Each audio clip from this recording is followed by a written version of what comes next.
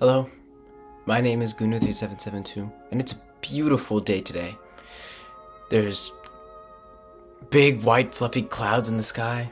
Sky's blue too. Big green hills. Glorious big palm trees in California.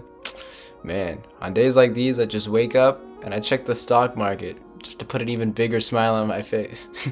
I'm gonna do that right now. See how much I made.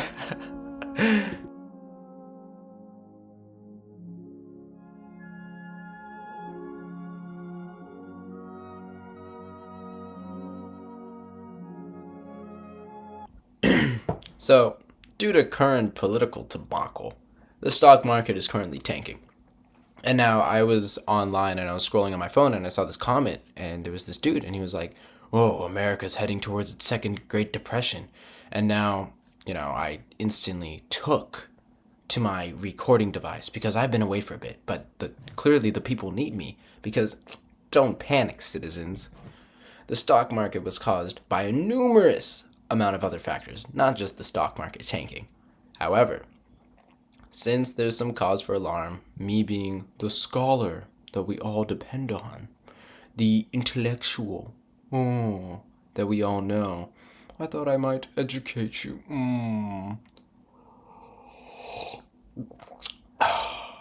on some ways on how to survive a Great Depression. Let's begin. Now, during the Depression, everybody was really sad because they couldn't afford things such as food and water and clothing, hence the name the Depression. So people would have to take their money and get the most bang for their buck out of their food. They'd have to spend their hard-earned greenbacks in order to get some delicious bean snacks. And now that sounds stupid, but it doesn't, because I've said that because beans are one of the most nutritiously dense foods that a human can eat. It's basically like dog food for us. It's got protein, it's got fiber. Pretty sure it counts as a serving of a vegetable. And people would just like eat up beans during the Depression because it's filling and it's good. And now it gives you just enough strength that you need to go search for a job, because that's the main point of the Depression. Gotta get some work. So scientists actually speculate that that's why we're called human beings, because of our strong relationship to these lovely legumes. In fact, people would eat canned beans so much during the Depression, they would hold the can and it'd be shouting, "Ah, legume." Now, some things that kids did during the Depression, because a lot of them couldn't go to school, right? Their parents just couldn't afford it. And they just kind of just ran around like little pests. And so I'm sure as kids, we've all pretended to be pirates or astronauts because it fulfills our innate desire as people to have hooks for hands, walk planks, and float around in space. However, these little gremlins did not have any of those pleasures. They kind of just were there. So they would do stupid things like, I mean, have you ever seen the movie The Little Rascals? They were basically just all little rascals that shoot spitballs at each other and just get measles. But those little measle weasels would still have a lot of fun. So what's your excuse, right? And just sitting there, not having fun. You're being beat by a little measle weasel. Anyways, kids were basically an infestation during the Depression because of their smaller childlike stature. They would sneak into like little places to get food or water or whatever else those pests want, and they'd eat it and they'd steal from those hard-working adults and just take about everything they could get their hands on just to make a quick buck. Those kids were hustlers, those little weasel weasels. Yeah. So one of the main issues during the Depression was currencies, right? I mean, everybody knew what it was. Nobody had it, and I feel like I've restated that a lot. So a lot of people sought out cash alternatives to paying for their day-to-day goods. And nowadays you walk into a place and they're demanding all of that green stuff. And then it's real mean stuff if you ain't got any. But nobody would accept your puny poultry as currency. However, back during the Depression, chicken actually became one of the like main economic backbones and an accepted currency in a lot of places. You could pay off your doctor, your barber, your car loans, all with the beautiful invention that is the chicken.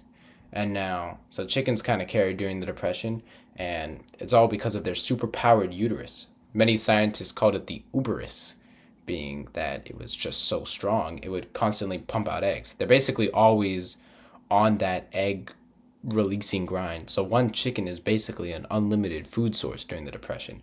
And so you'd pay off your doctor and things, and then they'd have an excellent way to get a cheap and easy breakfast because chickens costed nothing to feed, basically. Excellent. Anyways, just as that egg market was getting all cracked up, from 1920 to 1933 was the prohibition period in the United States of America. And if you know anything about history, that was the sale of alcohol was banned. But something new was on the rise. The government probably took notice of all these people during the Depression, and they're like, you know what could really help the people of America during the Depression? Let's add alcohol back. So they added alcohol back, and everybody started drinking again. Because, like, you're depressed. It's called the Great Depression. You might as well take some shots, right? While you're at it. Maybe make the whole thing enjoyable. So all these like pent up alcoholics who couldn't get their like fill of liquor for the past 13 years, they were like, oh hell yeah. Oh, we're back in the game. They were like a high school football player, and it's just a high school reunion, and they're like, does everybody remember me? I used to be goaded at this shit. And now they're back, and they have all this pent up alcoholic energy that they had 13 years worth of drinking to do. They gotta catch up. They gotta get back on the leaderboards, man. So with this whole like, the whole point of getting the alcohol back was to create new job markets and opportunities. But unfortunately, it led to an overall spike in alcoholism. Who could have guessed, right? You add alcohol back during a depression. It's like giving a mouse a cookie. Next thing he's going to want is to hit his wife, which is a really bad segue into that domestic abuse also went up during this time of the depression. Because, I mean, think about it, right?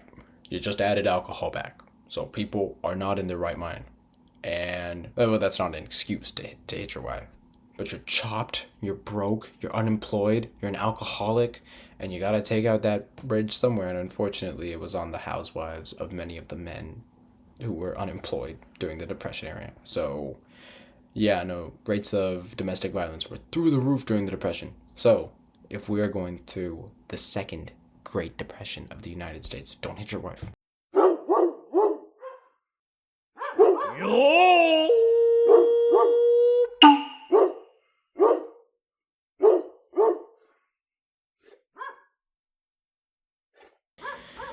Well, that was depressing to talk about. Am I right? That's how it got that name. Anyways, my name is Gunu3772. I hope you learned something from this, and I hope as we move forward, we don't have to go through a Great Depression, because that's not something I'd really wish on anybody, especially my country. Shout out America. But now that we're more educated on the fact of the Great Depression, I think we'll be okay moving forward. So just watch out for those signs. And my name is Gooner3772, and thank you for watching. I'll see ya.